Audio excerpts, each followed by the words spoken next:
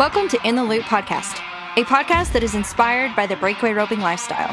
I'm your host, Jordan Joe, professional rodeo athlete, NFR Qualifier, and business owner. My goal is to promote the sport of breakaway roping, alongside with celebrating and highlighting elite competitors in and out of the arena. This podcast shares the raw and the real of breakaway roping, bringing you behind-the-scenes stories from competitors, producers, leaders, and the trailblazers, all sharing stories of the Western culture and the lifestyle that they live daily. Join me to talk about breakaway roping, the history, the present, and the future of our sport. If you want to be in the loop, you're in the right place. Thank you for joining us. Take a listen.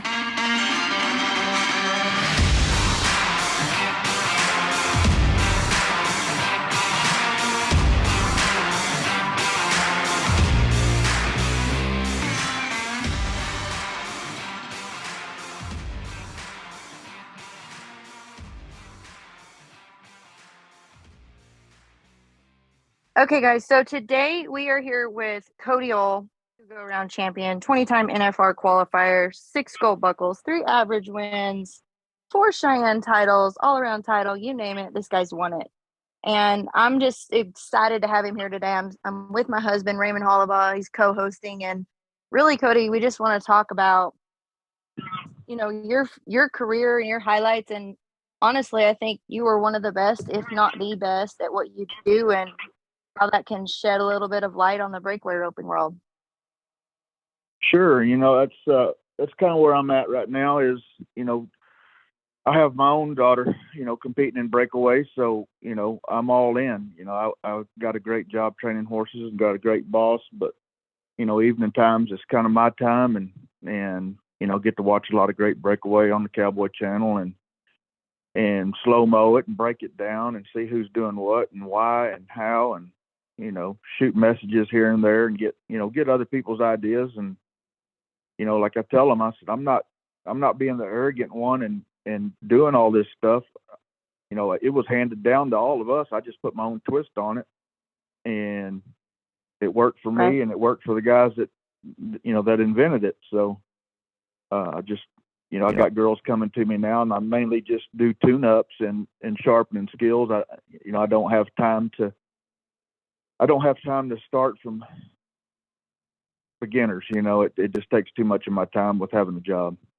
Well, I know through the years, watching you getting to compete against you and everything, even from the time you were a kid, and I remember when you were living in that apartment at Roy's, you roped so good then, but through the years, just everything kept stepping up, and you were always great throughout the year at the regular rodeos, but it seemed like when it came NFR time, you were even on a different level. And that's what I'd like for you to talk about is some of that stuff, like that today. When you got to the Thomas and Mack, did you look at things different mentally, or the way that you had done things throughout the year, or did you prepare the same? How did you go about, taking it from the regular old long grind of qualifying to when you got there?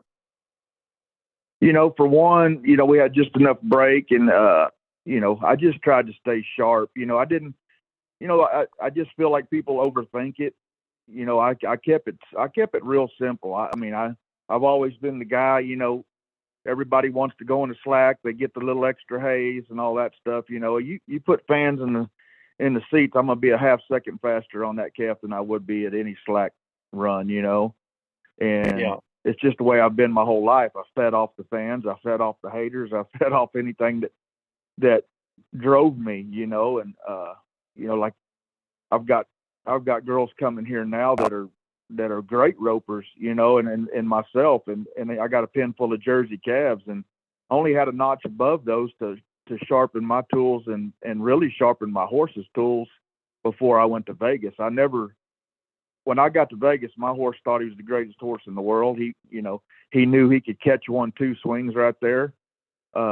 He wasn't sore. My confidence wasn't down running a bunch of hard running cattle and getting bad goes. I knew I was going to get good goes. So why do I want to practice on trying to, really grind and really get sore and really start doing things a little wrong and getting my horse's confidence was the whole deal, like, so now, I'm processing it with these girls, to get their horses right, just running these nice calves. They get off the muscle a little bit. They're going to be more flat. They're going to be more level leaving across there through your delivery. What ranked girls don't understand is if their horse is getting them, they're costing them money. They're costing them championships. If their horse is not giving them 100%, it's taken away from you being super sharp, and you're already roped great. You don't have to take that throw every time in the practice pen. I got girls coming now that they see that shot at 2 swings, and they don't have to take that shot now because they feel it. It's kind of gives you that feeling like, wow, there it is. That's the one I've been looking for, and that's the one I've been, going through this process here to get to that shot without having to take it, without getting my horse tight. Then I can pick my horse up an extra 2 swings, rope a sharp neck, do that 5 or 6 times, and put it away. Yeah. Well, and talk a little bit about, I want to circle around. You're talking about 2 different things I want to break down here. Is the horse's confidence and then your roper's confidence too. So talk a little bit about both of those, and in your opinion, how the horsemanship plays in such a vital part. One thing that, as I'm a breakaway roper and I look back or just look forward to what we're doing right now, the horse is such a vital part in what we do. Being in the barrier is such a vital part, and being able to take that shot. But first, you got to have it. So talk a little bit about where you think the horsemanship is, and then the roper ability comes with it.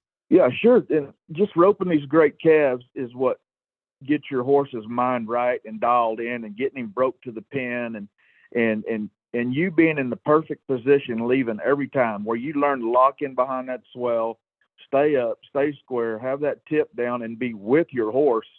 A lot of these girls want to sit, and a lot of them team roped, so they kind of want to have a little, straight up style. Their core is just too straight instead of kind of breaking over and being with that horse and running with that horse and guiding him, and not, a lot of people want to really get high and pick them up and step them to the right or step them to the left, or I'm 100% about crossing over at the score line. What these girls don't get that are teaching this crap, y'all rope 90% of the time wore out tie down calves. So what are they going to do when you cross over? They're going to lower their head just like they do. They're going to cruise off to the right, and your horse is going to the left. So, it's not going to work, And, these junior ropings and stuff are all great that everybody's putting on. But when you got a V and you're starting out at 12 foot wide, whatever the box is, and you V it to 50 feet, you're just teaching these kids to throw a hula hoop out there, really, because they really got a pretty dang good chance of throwing it out there and catching. You're not teaching them any horsemanship. You're not teaching them to get to that pin and drive. If they step into the left, drive to the left. As they're cruising to the right, you got to pick up and push over there to that throw. I get girls here that are as rank as they are, as rank as any girl is, 2 swings. As soon as one breaks off and that horse pulls into them just a little bit to the left and the calf steps right, they look like a beginner. And I'm just trying to reprogram some of these girls that are just right there on the borderline of being good or being a superstar. And that's why I break it down every night so hard and so crucial, is because I'm raising a breakaway roper. There's thousands and thousands of good ropers. I won't settle for good. It's if you're not in the top 10%, they have amateur rodeos for a reason. That's where you better head, because them top 10 girls are going to get your 10% of girls are going to get your money every single night. Yeah, you're going to win 1 out of 10, but what I'm training here is let's fix this horse where your 5 bullets, you're going to get 3 checks out of 5, not 1 out of 10, and keeping that horse honest and moving forward and giving you that same honest throw every time. Yeah, you got to get that sucker stopped and get that flag broke off of there. But, you go to missing a couple and they go to hitting on that front end, pulling to the left as them calves break off to the right, or vice versa. It's a doggy dog world out there, and and on top of that is expensive. And it ain't hard to get a bad and sour attitude pretty quick. When I went down the road of becoming an entrepreneur, it was really one of the scariest things that I have ever done, but something I'm so thankful for now. I have literally started from the ground up with over 10 years of experience, and that is where Fabrizio Marketing originated from. Marketing can be very confusing and overwhelming, and if you're just starting your business or you're not sure which steps to take or how to take them, let us help. We can help you get started from the ground up with establishing your business, creating a logo, creating a brand for your business, designing a website, social media management, email marketing, you name it, we can do it. Let's get focused on growing your business and let me and my team do the hard work for you. Visit our website at fabriziomarketing.com, or you can email me at jordan@fabriziomarketing.com. We can't wait to work with you. Now let's get back to breakaway roping.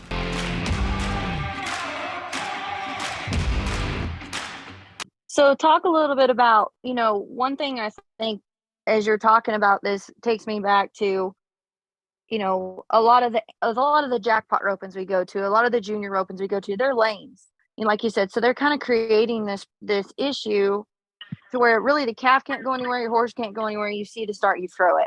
And I think that's something as we've been out there rodeoing these last few years, we've really experienced, like, there's different score lines. It's not just, right behind them anymore, the different arenas, different boxes, all these things that go with it. And then that's where you've seen the difference in the horsemanship and the roping levels and stuff like that. So talk a little bit about the calves you rope. You were just talking about you rope some Jersey calves and stuff. Why do you do that? What's your intention and your purpose behind that? Well, I mean, for one, I want to keep my confidence great. I want to see what I want to see. So, like, for instance, the girls, I'll say, like Casey Gill Churchill and her mother, they've been coming here for 2 weeks now. We got a set of fresh Jersey calves, and they run medium speed. A couple of them try a little bit, and a couple of them are off the pace a little bit. But they've kind of gotten where they've gotten tight in that corner a little bit, and then they get a little elevation. So what happens then is our scoring gets off. We get to where now where they sit there, their horse isn't moving around, and a lot of times now they'll nod, and I won't open the gate. I mean, I'll just count, a 1, 2, and then I'll open it if the horse is still standing there square, because I want them to start learning to trust their left hand. And so that's what my ropings have been created, because we rope great calves, so you really don't get your skirt blown up if you miss the barrier 6 inches or a foot.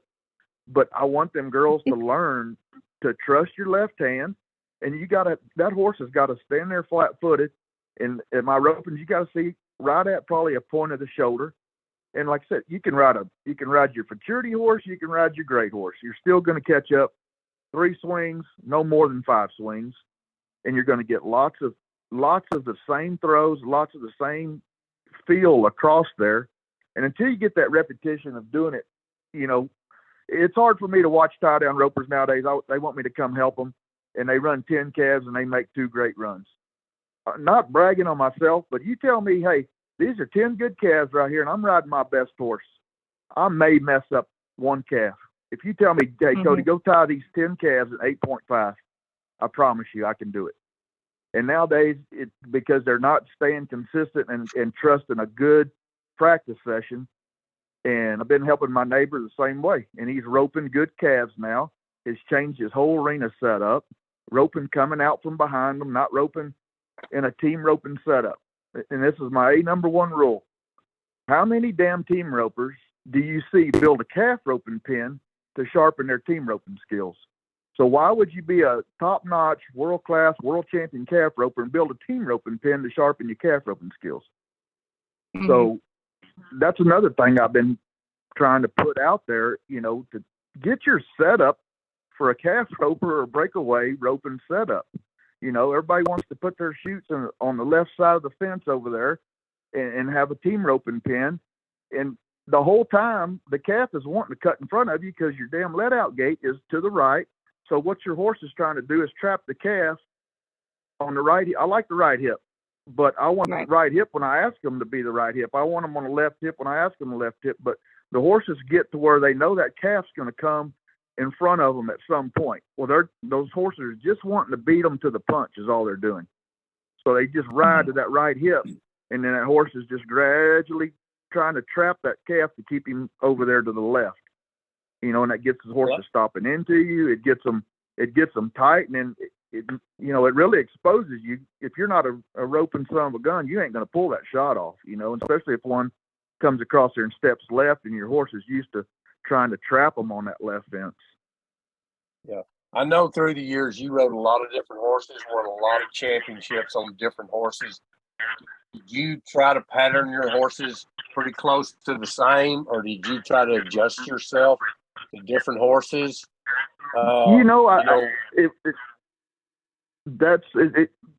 Everybody asks me daily, what's the best horse you rode? Well, I won 5 world championships, and that was because that horse bought into my process, and I kind of bought into his, kind of a halfway deal. There were some of them I had to completely change. There was some of them I had to free up. There was some of them I had to get on the right hip. There was some of them that didn't duck, so I had to dang sure be straight behind them, and where I could keep them up on a good calf. But the setup where you're coming out behind the calf is where you can keep a horse's shoulders picked up, and you can move them to the right and move them to the left. And the whole problem is everybody wants to pick them up real high, put the spur in them, bend them like a barrel horse, cross over to the right of them too far. And then when you go too far, you've got to let them go back to throw your rope. And everybody wants to throw their rope and get off at the same time. So you're defeating the purpose of picking them up, moving them over. It's more of a push ahead, down low, and then you're broke over at the hips, you're locked in behind the swell, and you're more or less pushing that horse instead of picking him up and getting him off stride and shifting his shoulders one way or the other, and then like these girls now, that another thing is when they throw, as soon as they throw, they want to put a spur in them and jump them 3 foot to the right. I mean, we're not roping tie down.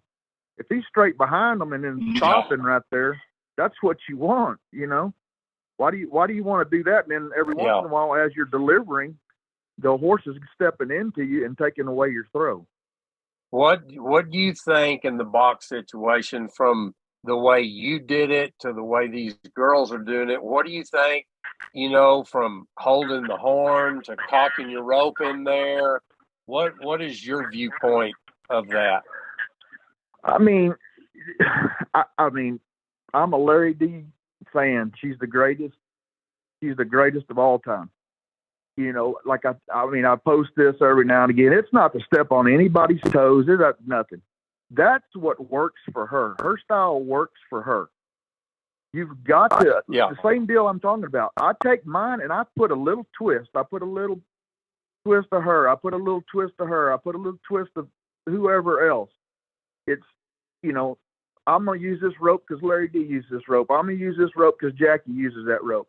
What they don't get is the greats can beat your ass with an extension cord. It's not that rope is the one for you. That girl goes and finds the greatest sponsor she can find, and she tells them to make me a rope that I can win with. Okay. Without any tip weight, and you're trying to become great, you've got to find that rope that's going to do a lot of the work for you. Those ropes, I'm not, like I said, it's not about a rope company. It's not about this, not about that. To learn how to do it correct from the get-go, you've got to have a rope that'll do some of the work for you. And, it's all about finding that perfect mix. It's not, I'm using this rope because so-and-so uses it. Well, you're not so-and-so and you'll never be so-and-so. Yeah. So we got to find something to get you to where she's at, but it's not going to be this rope, and it ain't going to be a few other things that's floating around out there, Well, and one thing, just sitting here listening to you, and we've talked about roping, on and off of here, but you've perfected it, and all the greats. I mean, there's a sacrifice that goes into being a champion, being a world champion, being any kind of champion, having that mindset. But one thing I think that is consecutive throughout is that everybody has their own style, and they know how, how Cody ropes. Sure. World champions know how world champions rope, whatever. But you've broke it down to precision to where, I mean, it's not just like, hey, you got to back in there, see this and make your run. It's like you've broke it down to the smallest increment of increments. And so, Yeah. as you're talking to these breakaway ropers and stuff, how has that been received of, because I think that's a whole new mindset. I think that's a whole new level. And I've said this many times, I think we were rookies, but essentially we never had to think at this level. And now Sure. you're seeing that. So we're here grinding it out, or I feel like I am. So talk a little bit about Right. that and just really knowing and working on and focusing on your style and how you perfected that.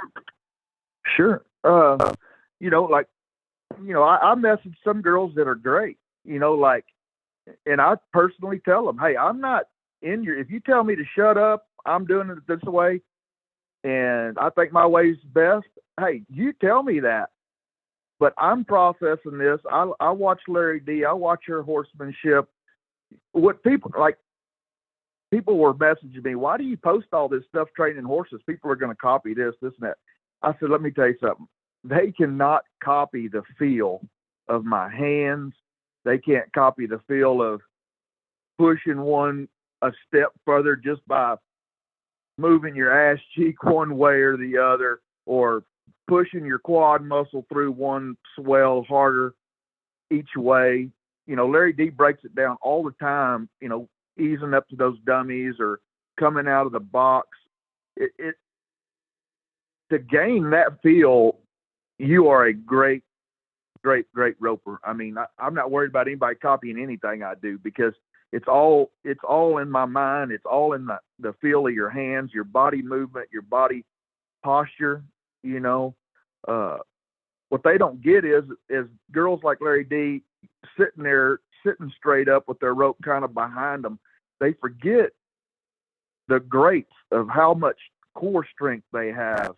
They're not just because they look like they're sitting up straight right there, they've got just 2% broke over right there. And when they do that, that core is tight before they ever nod their head. And you can just sit here and watch the ones that are trying to copy the style, but they're not knowing the core strength. They're not knowing that core is in that great roper's mind when they're sitting there and they're clenching their jaw and they're clenching their thighs and they're squeezing their saddle. So when that high-powered horse goes forward, they're going forward. Their chin's going forward. It's going down. The tip of their rope's going down. You watch these girls that are trying to copy this that don't know all that. They nod. They pick their left hand up too high, leaving there. They rock back in the back of the saddle. The first thing it does, their chin comes up. Well, then, it comes to your tips leaving up there high, leaving the first swing. You're not drove through the swell. You're not where you need to be. I'm showing still shots to great ropers, to other great ropers, to other great ropers. Look where this girl's horse is at. Look where your horse is at. She's 1.9, you're 2.4. Is all that is one more step to the left, directly behind the calf. Y'all are both broke over in the perfect body position, core strength, drove over the swell and delivering all the way down to your target. But the only difference is her horse stayed hooked one more stride to the pin, past the chute, and she was directly behind the calf. And you're having to go one more jump because your horse is not staying hooked right there and trusting the process. Well, and I think that's something that Raymond and I have talked about a bunch, and I've seen him, just coaching all these girls through the many years he's been the rodeo coach here. It's a feel for a lot of us, and especially girls. Like, he can tell me something, and I'm like, okay, but I still don't get it. But if I can feel it, then I understand it, and then I can apply it more. But one thing that, I've watched your videos over and over again, because I think for me in my rope, and the way you leave the box, or the way you left the box coming over the chute, I felt like you had one of the most accurate shots consecutively over and over and over again, especially at the NFR. I thought you had it on them faster than anybody did. So how did you work through that? And what were some of the things that you did to get that feel, to make that happen, and to be that accurate every time?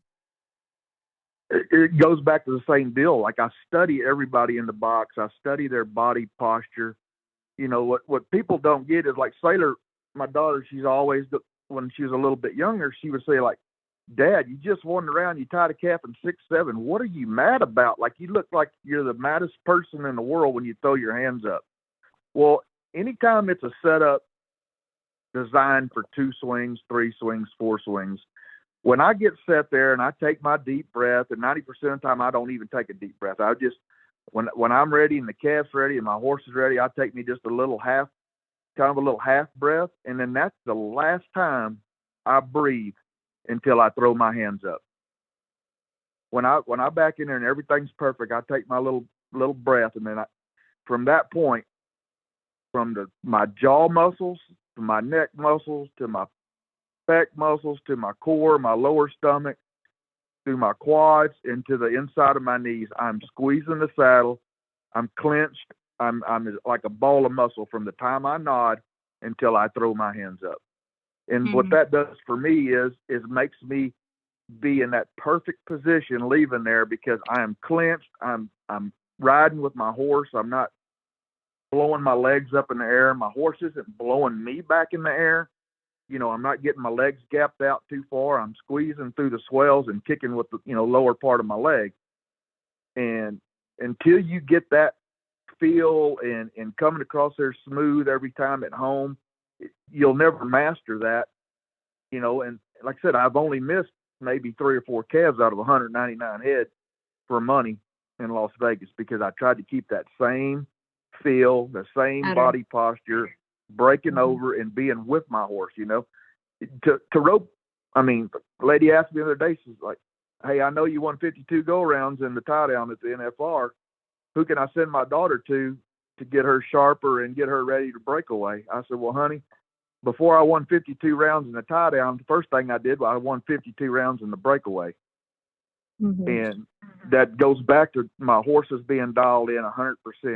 And if it didn't work, it's because I was struggling with that horse a little bit to be dead on and trust in the process, and he would get me a little bit. And, and another thing that would get me at Vegas is you get so consumed, dialed in at that calf's head, and you got that little dead area from you losing that calf's head for 6 inches till you can see it outside the gate.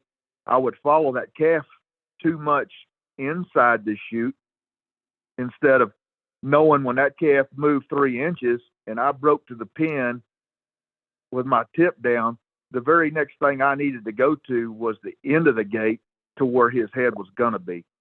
I mean, there's a guy standing on the line, so I know he's not going to just disappear on me, right? He's going to be there. I'm going to be able to see his head just in blink of an eye. So if I ever felt like I got my shorts jerked down, it was because I stayed hooked in the chute too long with him.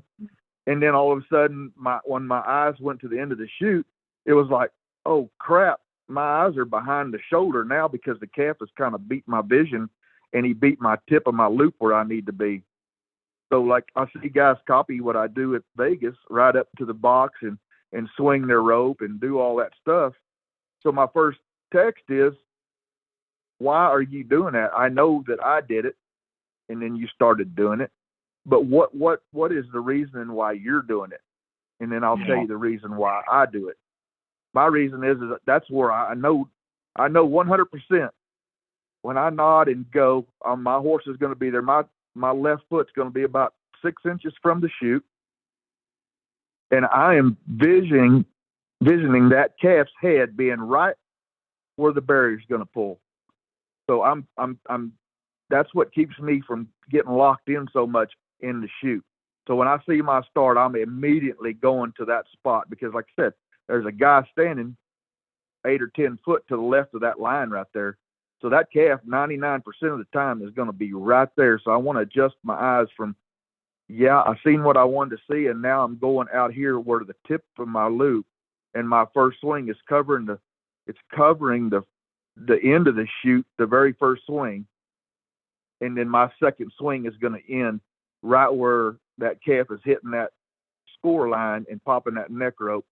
And then that's where I'm coming with it there, or one more swing. But my eyes and my vision and my tip of my loop are right there every time when that barrier comes off at a fast setup. Well, I know there was something you said just a while ago about girls kind of getting gapped open, leaving the corner and getting so far behind. I see that a lot.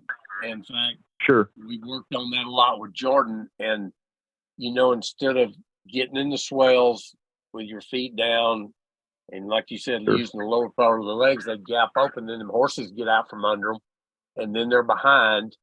And I know a lot of girls have really worked on that deal, but that's still kind of an ongoing problem out there with a lot of them, I think.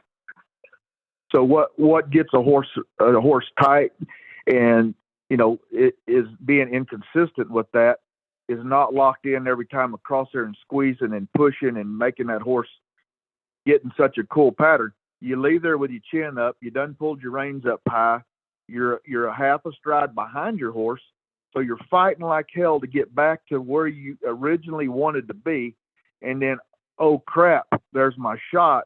Then you make that big move from the front of the saddle, slamming into the swell, and 2 or 3 times of that horse is reading the play. Then they know Yes, that sir. the compensation from the back of the saddle to the front of the saddle and driving through that swell like, whoom, and that's where they get real front endy. They get where you can't push them through it, and then that's when they start taking your throw away. Going to the NFR to get the mindset and know exactly what you were wanting to do, or did you kind of have that ideal even the first time you went there, or just from going through the years, did you learn that process and what you were wanting to work on when you got there? Sure. Like I said, I finally won it.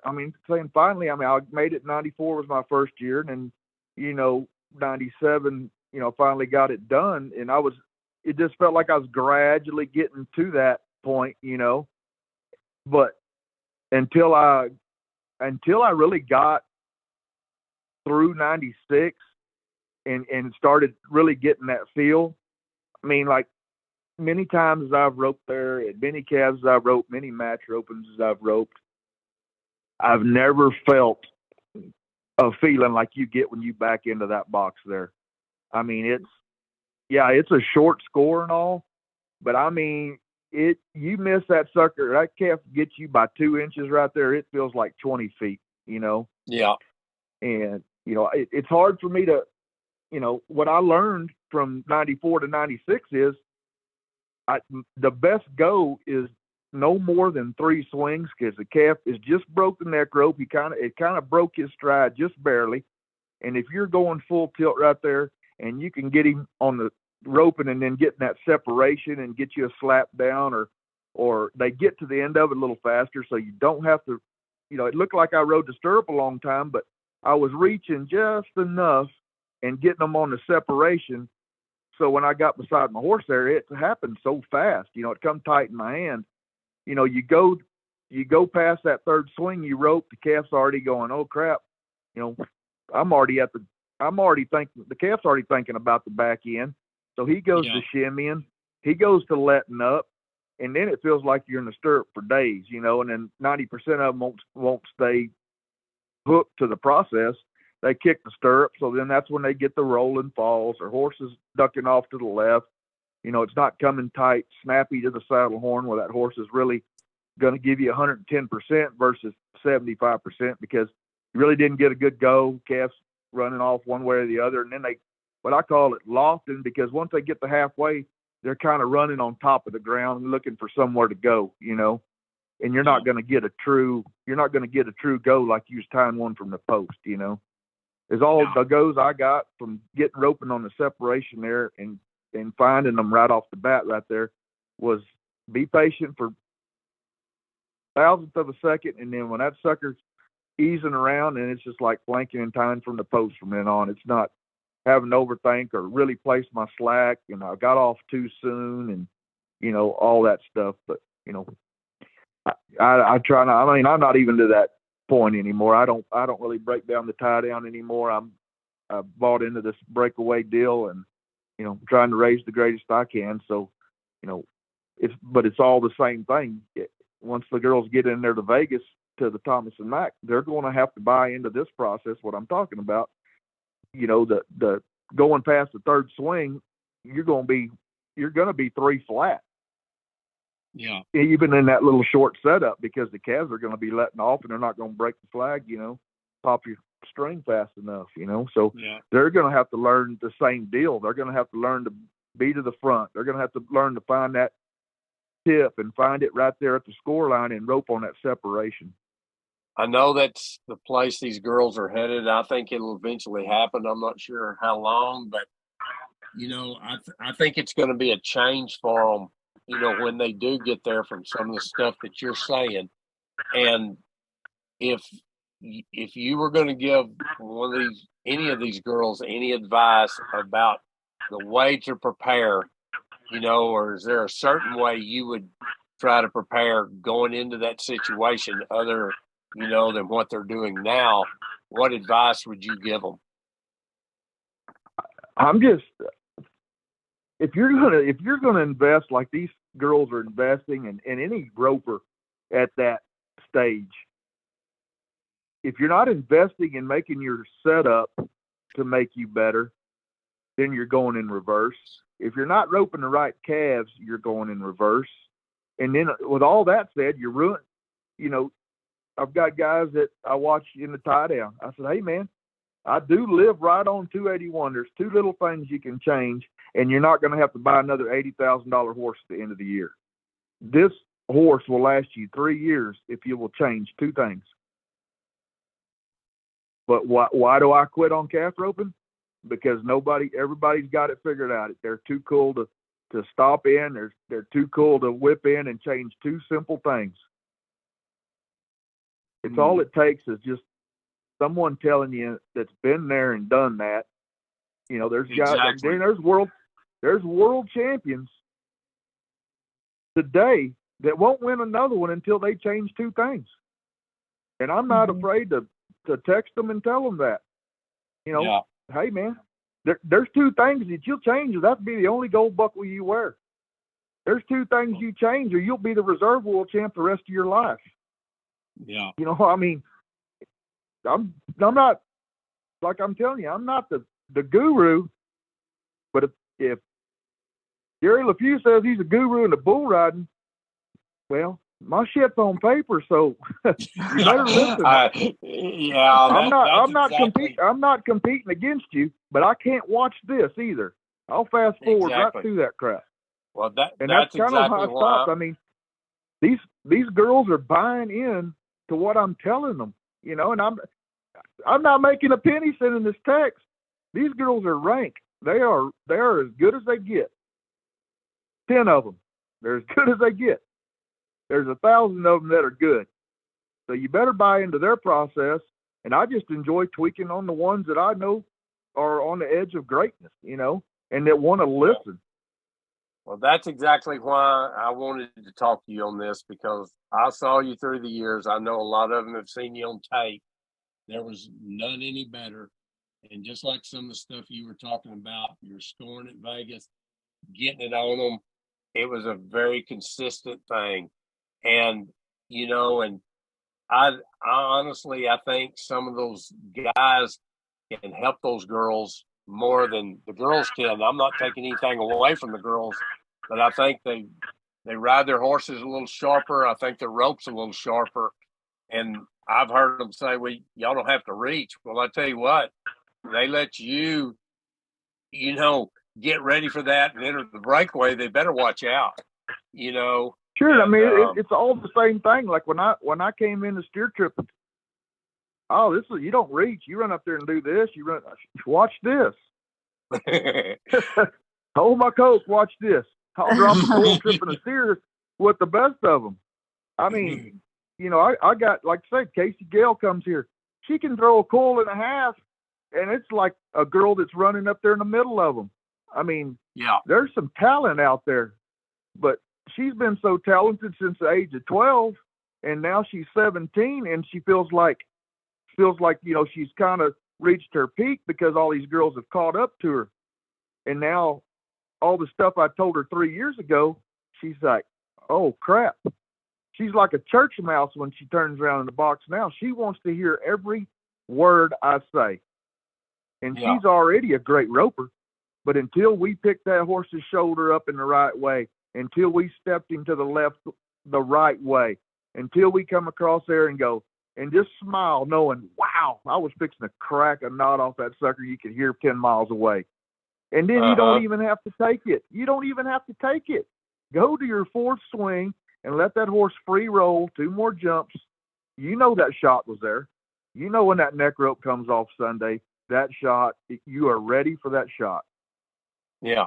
And, you know, that until you start doing that, and that's my other deal is, if you rope rodeo calves every single run, you're going to be off balance 8 out of 10. You're going to try to make things work that, you know, you're going to be forcing things. You're going to be out of whack a little bit. You're going to be throwing. Until you start trusting your left hand, let them calves drop, stay to the process. Broke over, core strength, drive through that swell, tip down, and get to where that is. You ought not have, I don't even have to think about that anymore. I'm riding 2, 3, 4-year-old colts out of the box, and my first reaction is broke over, pushing through the swell. And if you're not teaching them that they need to go, even with that pressure to the swell, they've got to keep moving forward. The pressure to the swell don't mean slam on the brakes and throw you through the dashboard. The pressure of the swell comes from roping the sled, keeping that pressure on the swell the whole time, not going from the middle of the saddle, I'm fixing to throw, now I'm going to cram to the swell. Well, there you go. Head goes down, front end goes down, and 2 calves later, you're back to fighting your head. You're back to fighting your horse. Your horse is not trusting you. You're not trusting your horse. All right. Well, and, you know, one thing I think that, like y'all were talking about getting a different perspective and having guys help you.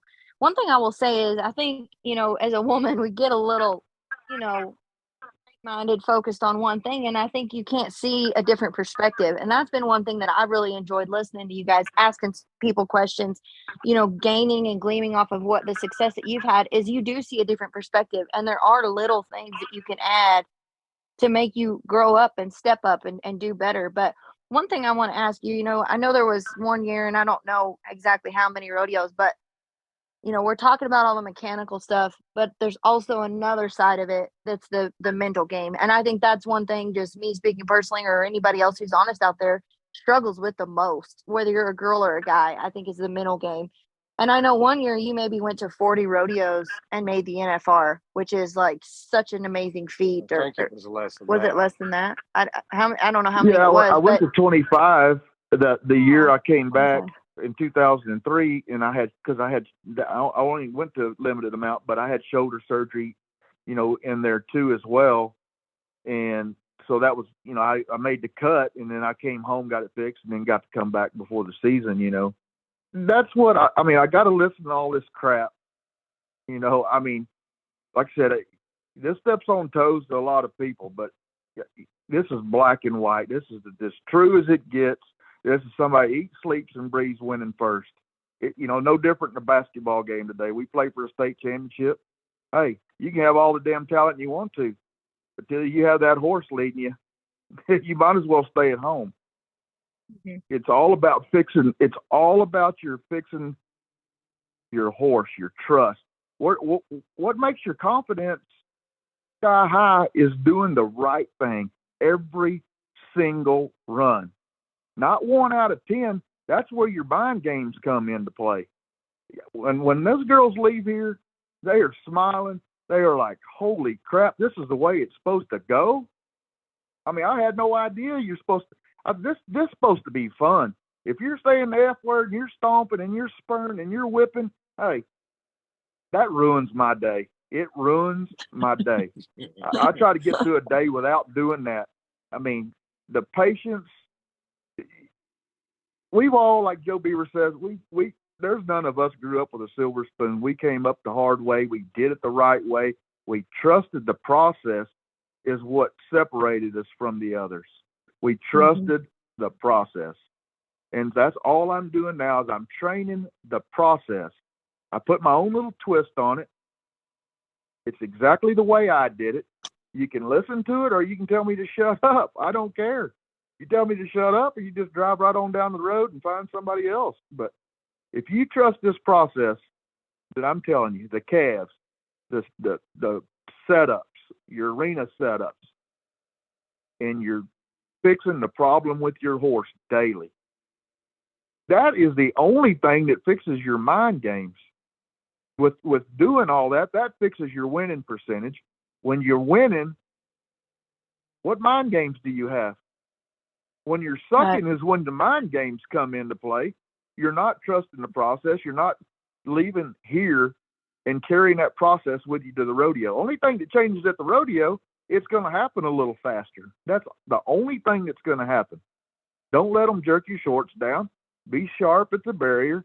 Be sharp with your rope. Be sharp with your body position, your core, your being drove over the front, and get consistent at more getting checks. That's the only thing that fixes the mind game.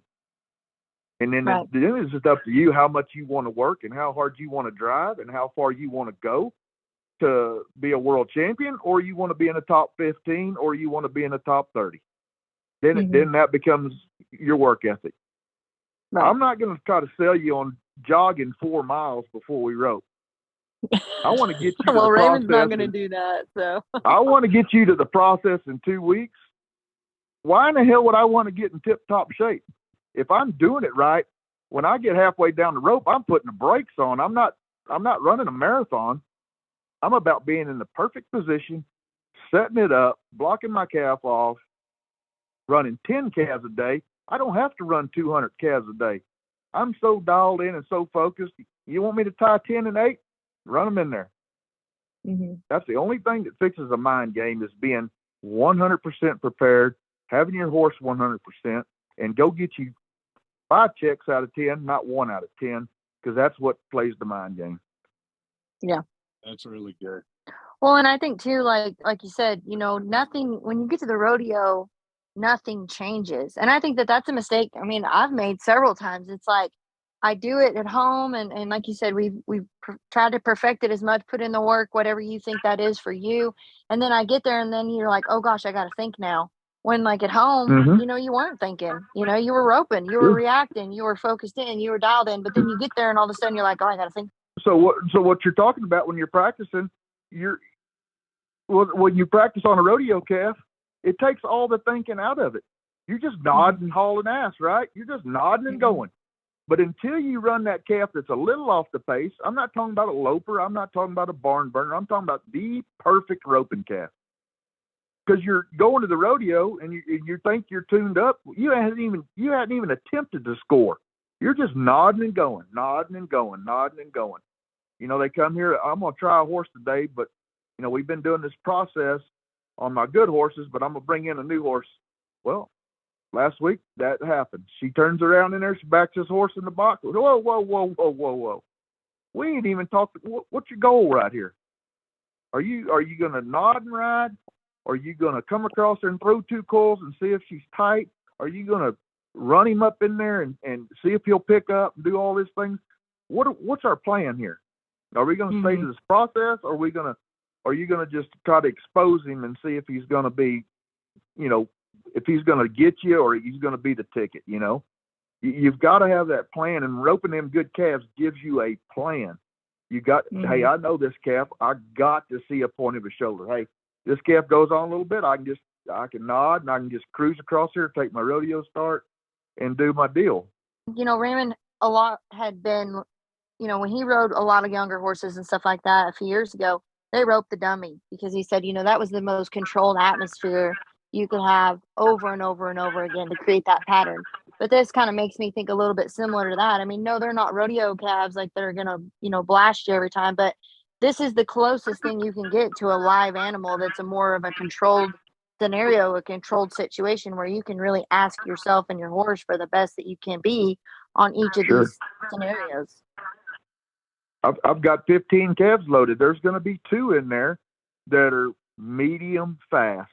You still got to let that calf take that start, and then he's going to make you drive your horse after you've done all these right things. He's going to make you drive, and your throw is going to be 4 swings. You know what I mean? but it's going to be that rodeo feel. He's not going to be kind of waiting on you like a sitting duck right there, you know? Right. And that's another thing. I'm so, I mean, I call it sick in the head because I'm so invested in this, and I know every little muscle that I pull when I rope the dummy, which one pulls when I'm going to my throw on my horse, which one's in the lead, which one's behind me, which one's driving through the swell, what's the feel of what I'm squeezing in my lower butt, what's the muscles that I'm using right there when I really get that sweet spot feel, you know what I mean? So if I'm standing there roping the dummy flat-footed, I don't want no part of that feel. So what is that equivalent to? I'm riding a $2,500 horse. I'm pumping my hips forward to back like I'm trying to get this slow ass horse to get closer. I mean, what part of that feel do you want? I mean, climbing up on a deck to rope a dummy, you're roping the wrong damn dummy. You know, for instance, I take my dummy to Shea Goods. He says, well, what does that dummy cost? I tell him. He said, dang, that's a little high. I said, well, how high is a dummy that don't work? Yeah. How many times you gonna rope that dummy that don't work? Yep. What did that thing cost? I know it didn't cost much cheaper than that thing. It's pretty expensive if it ain't the right angle and if it ain't the right loop and if it's the wrong dummy. Well, I'm gonna stand there and rope that 100 times. You know what you don't get is like we all grew up roping a bale of hay and a calf head. Did it turn out to be the greatest way? Nope. It's just how good them guys were. You know what I mean? Yeah. There ain't nothing about sending the rope down the calf's back. Like I'm standing there, I got my elbow beside me and I'm roping the crap out of this dummy. That is no part of nodding, coming up, breaking over, and that shoulder coming up an extra 3 or 4 inches as you're squeezing through the swell and you got that tip down and broke over. I mean, I got my daughter so locked into that first swing and being up and that shoulder coming up 3 or 4 inches and roping this rope smart dummy. I've signed some contracts in the past. Oh man, that's the greatest damn dummy in the world. This is the greatest invention in the world. This product right here will freaking cure everything. Poor shit. I just wanted the money. Yeah. Put my name on it. Wire me $25,000. I'm good with it. But I'm telling you, the products I'm endorsing now is stuff that works, stuff that I believe in. It took him 2 hours to convince me that this is the dummy. This is the technology. This is the perfect dummy to teach you, especially from the get-go. If you already don't have any bad habits and you're just learning, it's going to teach you the perfect angle. It's going to have you kind of breaking over your palm of your feet and getting your tip of your toes down. And it's going to get that shoulder coming up that first swing, and it's going to get the angle of your rope perfect. And if you don't do this correct, it will tell on you. You'll shoot that thing across there like you threw a boomerang over the top of it. Well, that's what the dummy we have that Raymond built. You know, I never had roped it. Easy to stand on the right side of it, but like you're saying, with your elbow down, I mean, everybody can catch over there, you know, and like you're saying, unless your dummy is designed to, you know, call you out. But I'm telling you what, you better have a football helmet on if you step around and do something different, try to rope it, because it will come back fast. Yeah. And, you know, I am a huge fan on stepping with my left foot. Until you're sick-minded about the exact muscle, exact hip muscle, exact quad muscle that you're pulling when you're driving to the perfect spot in your saddle, until you feel all of that, you'll never buy into why you step with your left foot. But as you're stepping with the left foot, you're with your, okay, so if I'm standing there and I'm pretending to be on my horse in the box, I nod my head, I'm pretending to drop my hand forward, I'm stepping with my right foot first. Why would I do that? I'm pretending I'm leaving my saddle horn to the left. I'm stepping to the right, and I'm getting over the front of the swell 2 foot's what the feeling feels like when you do it. So if you're wanting to get that first swing down and be sharp as you can possibly be, standing there with your rope cocked, your hand just like you have it, the reins in your hand, and you drop the hammer, you drop your left hand, and what you're naturally doing is I'm, in my mind, visualizing my left hand going from where I'm standing square, say 6 or 8 inches to the left as it's going, and my hand down. That's equivalent to pushing my horse to the pin where I'm headed. So if I do that when I nod and I step with my right foot, I'm a foot away from my left hand. So I'm a foot away from the saddle horn doing that. So if I'm standing there and I do that same process and I step with my left foot, because my horse is stepping forward at an angle to the left to the pin. So if I'm stepping with my left foot and my left hand all in the same direction, my next step is going to be coming with my right foot, because that muscle, your hip flexor muscle, is tight when you step with your left as you're coming to the right. And that's the feel you're going to get as you're driving through that right swell with your right foot. And then when I rope the dummy, I'm going to finish driving with my left foot as I'm getting the same feel as driving my horse and being with him and breaking over and stepping with my left foot, my left hand, and my chin down. So what feel do you get when you step with the right foot? There's no flex that you're getting that feel driving through that swell. You're stepping. First thing that happens is your right ass cheek is tucked up under you. So you're going to get the feel of naturally wanting to sit back in your delivery, and your chin's coming up. There's no way you can stay true to the process if you're visualizing all this on your horse. If you're stepping with your left, you're going with your horse, you're going with your saddle, you're going with your process, you're going with the tip of your rope. Your right one squares you back up, kind of brings you square, and then as you're coming with that power punch, it's stepping back down with your horse through your delivery. Right. And if that ain't the right way to do it, I'll take everything I've thrown and won, and I'll throw it in the trash. Well, I think you've proved that's the right way to do it. And if that's what I said. I'm not telling you I'm better than anybody else. It was handed down to us. This is the way. The greatest guy ever to do it was Roy Cooper. We all copied that process. Yeah. He copied somebody's process. Joe Beaver's dad, same reason. We all trusted the process. We all came through that old little cycle right there. It was the best way, and it's still the best way. Two-handing your slack ain't the best way. Two-handing all the way to the calf's head damn sure ain't the best way.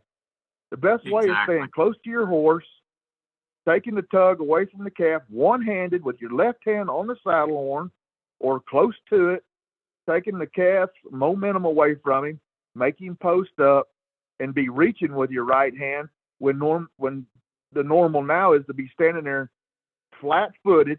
The calf makes a little move into you. Your feet are together. You're not driving. Your legs aren't braced up. Anybody can push you over. What do you think a 240-pound calf's going to do to you when the rope hits you and you got your hands together and your feet together? It ain't going to work. And it don't frickin' work. And you wonder why your horses quit working is because what trains a great horse is a snap to the saddle horn. You double barrel your slack 5 times in a row. All of a sudden, there's no tug to the saddle horn. There's no snap to the front end. There's no snap to get that 1-2 punch right back out of it and clean your go up. And you're consistently getting a inconsistent go at your calf. But then here we are again on tie-down roping, and we're not talking tie-down roping. So. Well, I'll tell you what, I think after some girls listening to this, if I was a girl, I would be headed to your house. And I think that's not the ultimate goal. The ultimate goal is just listen and trust the process. I don't have to have you. I have a great job. I love what I'm doing, and I love helping girls that want to be great. Well, if you're coming here because your mom and dad want you to come here, you're coming to the wrong place. Right. You want me to find you a horse? You're coming to the wrong place. I'll train you one. But you want a horse? Joe Beaver's your man. You want a full-fledged roping lesson? Joe Beaver is your man. You want a quick tune-up? You want to sharpen the sharpest tools you think you already got? I'm your man. Yeah. You want an hour and a half of my time? I'll give you an hour and a half of my time and 100% of it. Well, I'll tell you what. Let's get over that. Let's get over that. My daughter, I said, hey, honey, we're not going to do this for a living if we're not going to be in the top 10%. Mm-hmm. There's thousands of them good. There's thousands of them blowing up credit cards. We ain't doing it. We're going to win, and we're going to win big, or we're not. We're going to go a different angle. Well, that's great, man. I really appreciate you coming on here today and talking to us. This has been great. And if there's some girls and guys don't get something, out of this today, that's on them, because you're the greatest that's done this. You've proved that by everything you've won. I really appreciate you coming on here. And like I said, I know you're riding a lot of horses and you're training horses for people, and you're having ropings and these schools. And man, I'm so glad you're still involved with this and doing it to make everybody better. And I just really appreciate it. Oh, here's the deal. These deals you're going to, that's not getting you any better. When you come here, I'm getting you better for Walla Walla, Washington. I'm getting you better for Ellensburg, Washington. I'm getting you better for a nod and ride at Northside. It doesn't matter where you're going. My process is to get you better every run. You've got to learn to score. You've got to learn to pick your horse up. You got to learn to rope gaining on a calf a little faster. You got to learn to do all the things it takes for you to be great past junior ropings and the V. Right. It ain't nod, ride, throw it straight out there and the calf runs and you loop. Them days are over when you're 19. Exactly. Yeah. Well, I have one more question for you, Cody. I ask everybody who comes on my podcast, if you could go back and tell your younger self something, what would it be and why? I don't know. I just try to, with me, it's 200 and almost close to 270 days alcohol free for me. And, it's the only way for me now. And it should have been a long time ago. People, until people put these boots on that I wear, Joe Beaver wears, Fred Whitfield wears, the greatest in the world wears, you don't get it. We've done it the wildest way. We've done it the funnest way. There is better ways. I wouldn't trade anything we've done, but and it never took away from my work ethic. It didn't matter if I was hungover or drove all night or partied all night. It never took away from my work ethic. I was going to run 100 a day. Didn't make a crap how I felt, but you've got to keep that head on. You got to keep, you can get out there and get consumed and partying overcomes your winning pretty quick, and to me, it derailed my life. I'm not ashamed of it 1 ounce. It took me to rock bottom. Your life's not over. And look at the path it's not you're over, on now. But I grabbed a hold of it before it was too late. God kept me here for a reason, kept me here for my kids, kept me here for my daughter's dreams. And, you got to do it right. You got to do it right. And, drinking, staying out all night ain't the way to do it. It was the funnest way to do it. I don't gonna say it's the greatest way to do it, but if you're wanting to go over the top, it's staying hooked to the process. It's staying dialed in. You can't go to 4 different guys and take all these ideas and think you're gonna wrap them up into one. You take one guy that's close, you think your style's closest to, and you stay hooked to that. You don't go, I've got kids that come here and then they go to Joe's and then they go to Marty Becker's and then they go to Trent Walls's and they go to Roy Cooper's. Man, when you come here, I don't want to tell you no more than 5 things, because if I tell you 6, you're going to forget one of them. There's not 49 things. There ain't 49 things to this.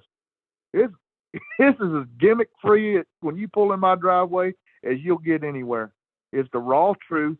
There's 5 things normally that I need to change on you to fix or to better. It might be doing it right. Just need to better it.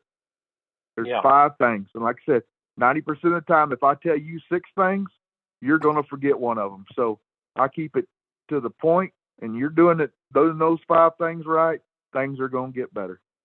Well, I think that's great advice. And I mean, I'm proud of you for being on that streak and making that bold choice. And, you know, your life is a testimony, you know, not just because of what you've won, but because of where you're at now too. And, you know, I think that's the biggest thing I've learned is it's not so much our words as our actions as people, you know, focus on. And I think you're doing that. And so, you know, as a fellow roper, I'm appreciative of you. And as a person, you know we're all people, and you don't know what people are going through. So, you know, just always be kind and generous and put a smile on your face, because you just don't ever know, you know, when that might matter or when it does. And sure, you know, it's my number one. If you're not riding in the box and I can't jack with you, you smile before you nod, it ain't gonna work. You know what I mean? We talk about that every day. This has got to be a fun process. Saylor can have hell on 3 calves. And I said, would you please stop or I'll say something stupid, and she can't do nothing but giggle or laugh. The next calf, we are dialed in. I said, I can chew your ass for 20 minutes. There's no use in it. You know what to do right. You know what you're doing wrong. Fix it. Right. But first off, fix that attitude. Let's smile one time, and I'll give her a bad gait, and she'll get pissed. And I go, I'm going to give you another bad gait until you smile. And then, boom, here we go. Then we're on the right foot. We're all having fun, and we're all getting better. Yep. That's great. Well, Cody, again, we really appreciate this. Man, it's been great stuff. I think you're gonna have lots of girls stopping by your house on 281. We're gonna be one of them, and so I really appreciate you talking to us. You know, and as far as I'm concerned, it's coming from the best.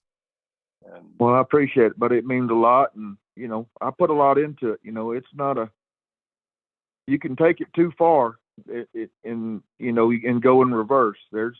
It's a simple process, but you got to stay hooked to it. Well, is there any way, so, you know, as far as people wanting to get in touch with you, if they want to set up a time to come rope with you, what does that look like? What's the best way for people to get a hold of you and all the things you've got going on? I mean, I'm 90% just on Messenger or Instagram, official Cody Ohl, or, you know, I put my phone number out there. It's on all the flyers that we do ropings and stuff. I'm not that guy. You can have my number. Text me or send me a message on Instagram, or better than that, just show up on a Sunday and enter a couple times. You're gonna get 6 quality runs, and then we'll visit from there if you want to visit. Yeah, well, and you guys have been having some really good ropings in Higo. You know, I'm excited when we get back down there a little bit this spring to maybe come over there and rope. How long are you going to have those ropings, and what do they look like? Well, I mean, another thing I'm proud of is, and it's the reason I post a couple of times a week. You know, there's 4x8 banners on the fence that get shout outs every single time I nod my head out there. We've got great national sponsors that believe in what I'm doing. And not only that, they believe in the girls. I have not made one single text or call to anybody about being a sponsor for girls that have said no yet. Right. I add money because it's not coming out of my pocket. I'm adding money because the people on the fence believe in what y'all are doing.